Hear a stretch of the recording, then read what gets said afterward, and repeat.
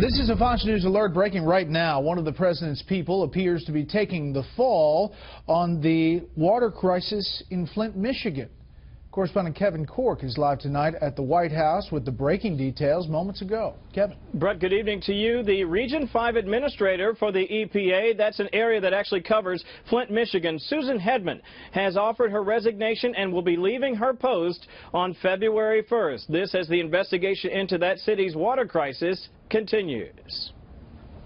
Inexplicable and inexcusable. That was President Obama's reaction to news that Flint, Michigan residents were told that their drinking water was safe, despite warnings from the Environmental Protection Agency to state and local officials that the water was in fact unfit to drink. It's also an indication of sometimes we downplay the role that an effective government has to play in protecting the public health and safety of people, and clearly the system here broke down. Broken down like the lines of communication between Flint's residents and the EPA, which despite knowing for months that the city's water had dangerously high levels of lead, never directly warned the public of the danger. And it had ample time to do so. In fact, emails show as far back as February, an EPA expert identified potential problems with Flint's drinking water, confirmed those suspicions in April, wrote about it again in June, but it took until October for the state to change Flint's water source.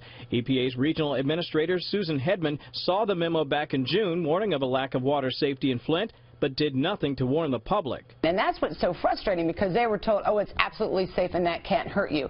And for me, that's just what's so egregious, because you knew of a situation and yet you continued to allow them to be in harm's way. In a statement, the EPA said Michigan was responsible for implementing regulations, that it worked within the framework of the law and was impacted by failures and resistance at the state and local levels. We don't want a situation where the EPA is unnecessarily obstructed from being able to share information with the public that has a direct impact on the health, safety, and well-being of the public. And while Michigan Governor Rick Snyder and Flint Mayor Karen Weaver have faced increased scrutiny in the wake of the crisis, critics say this, like the toxic spill into the Animas River in Colorado, is proof that the EPA is in dire need of an overhaul. The fact that we see the same kind of negligence for which a private party would be criminally prosecuted occurring at the state level is not a great surprise.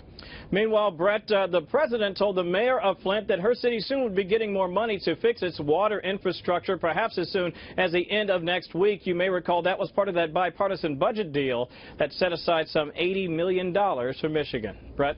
Kevin Corke live on the North Lawn. Kevin, thanks.